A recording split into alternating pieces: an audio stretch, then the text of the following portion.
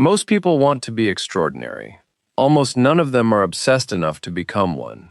Think about your normal week. You wake up, you go to work, you do your job, then you go home. You rest, you spend time with your family. This is a normal life. Most people live this way, and there is nothing wrong with it. For many people, it is a happy life. Now imagine living a very different kind of week.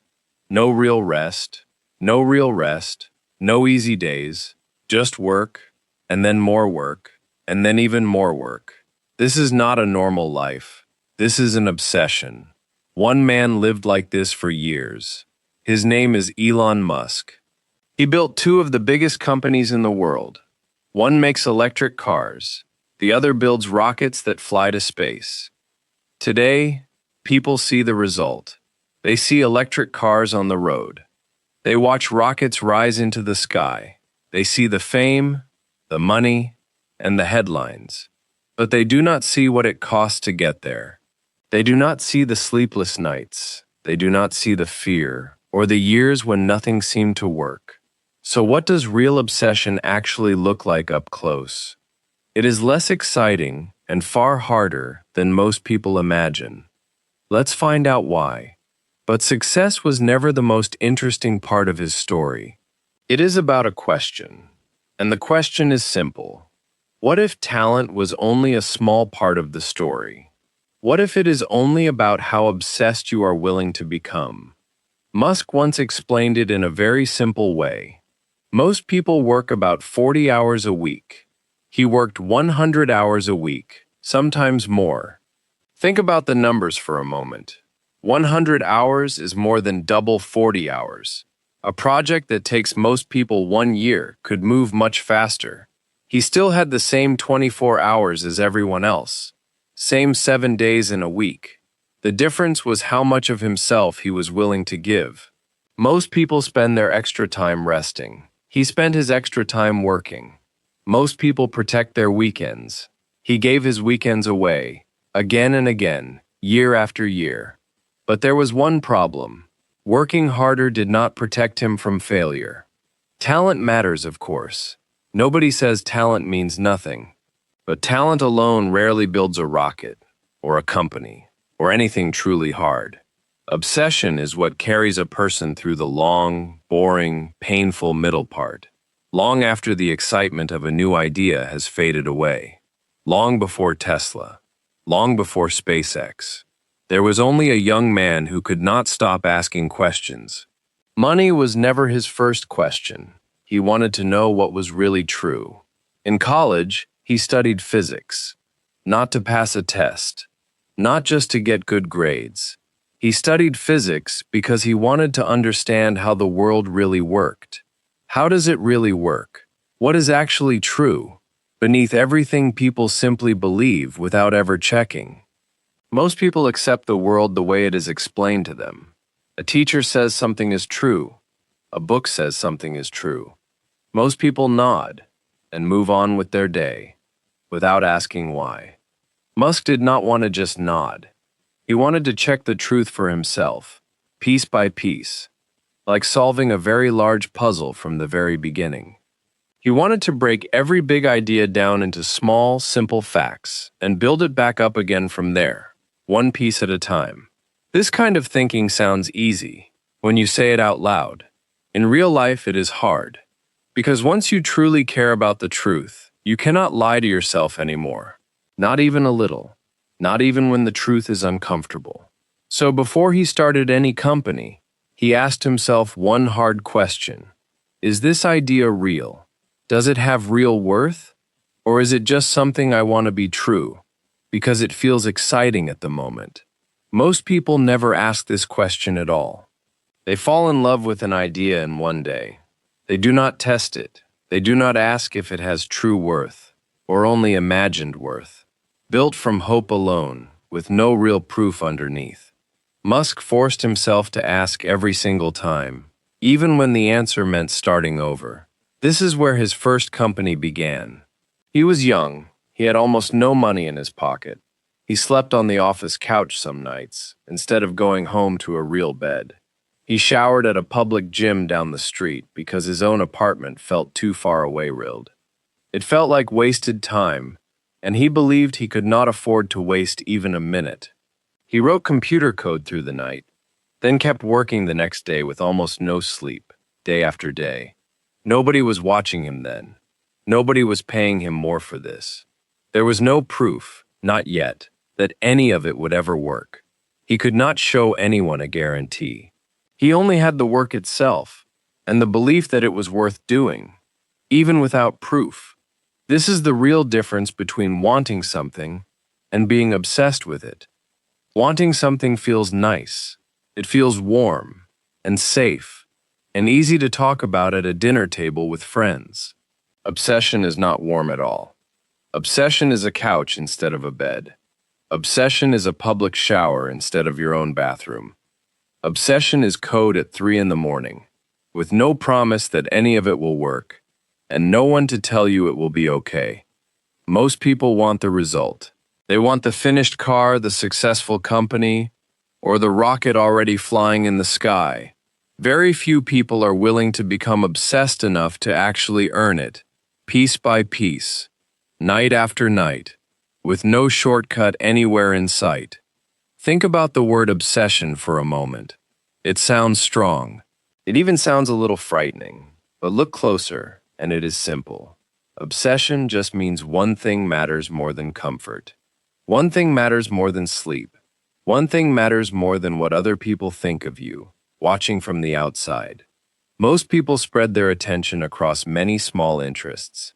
Musk narrowed his attention down to a few big questions, and then poured everything he had into them, again and again, without spreading himself thin. Years later, Elon Musk was no longer sleeping on a couch. He now led 2 real companies, with real employees, real customers, and real responsibility on his shoulders.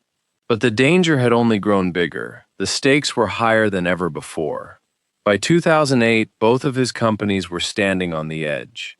Tesla was almost completely out of money. SpaceX was almost completely out of money too. Both companies. The same terrible year. The same terrible moment. Most people in this kind of moment would try to save one company and simply let the other one go. That is the safe choice. That is the reasonable choice. Nobody would blame you for making it. Most advisors would tell you to make it. Musk did something different. He took his own last dollars, the very last money he had left in the world, and he split it between both companies. Not enough money to make either company fully safe. Just enough to give both of them one more chance to survive a little longer and fight for a little more time. Think about how hard that decision really was. He was not choosing between success and failure, the way people usually imagine it. He was choosing between 2 different ways to almost fail, with no way to know which one could survive. At the very same time, SpaceX was trying something the world called impossible. A small private company trying to build its own rocket and reach space. Big governments had done this before, with huge budgets and huge teams. A small company, almost never, and almost nobody believed it could be done. The first rocket launch failed. It did not reach space. The second launch failed too. A different problem, the same painful result. Then the third launch failed as well, in front of the whole world watching. 3 failures, one after another. Each one is very public. Each one is extremely expensive. Each failure made the news. The whole world watched, talked about it, and doubted the company. After the third failure, there was almost no money left at all. Enough money for exactly one more attempt, and nothing more after that. If this next rocket failed too, the company could end completely. Right there, with no more chances left. Musk later described what it feels like to build a company under this kind of pressure. It is not exciting, he said, in the way people imagine from the outside, looking in. It feels like eating glass.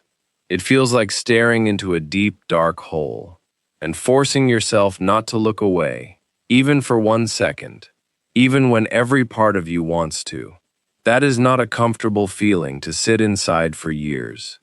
That is not what obsession looks like in photos, or in interviews, or in the shiny success stories people tell later.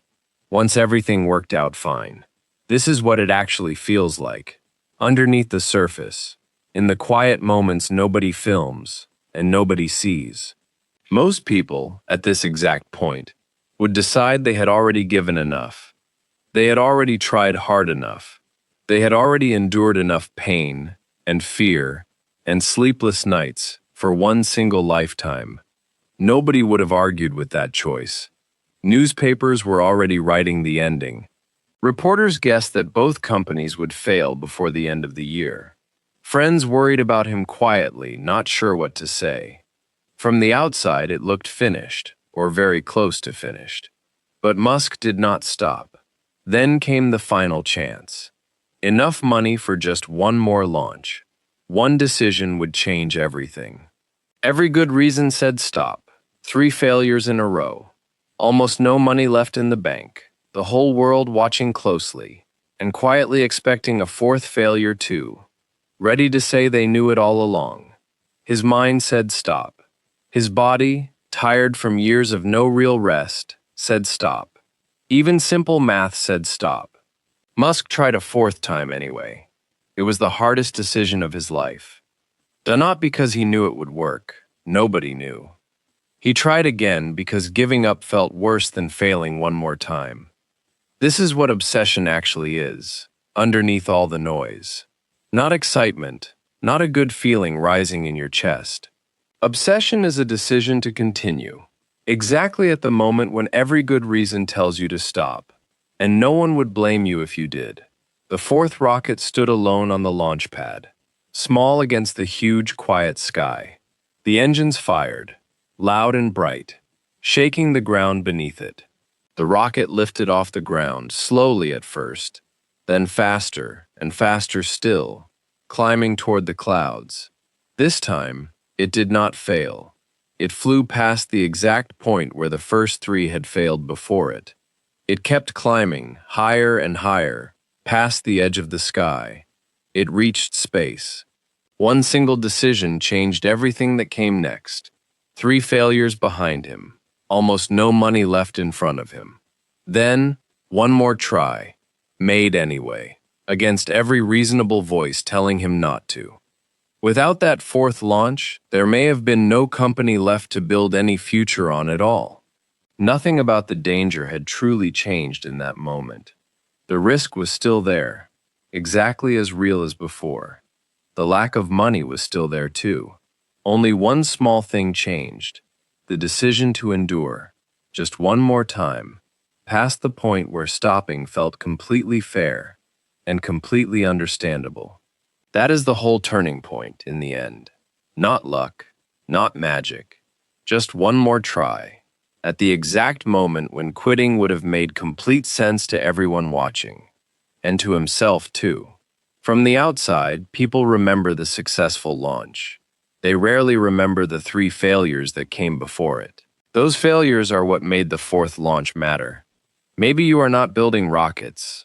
Maybe you are not running 2 companies with your last dollar on the line.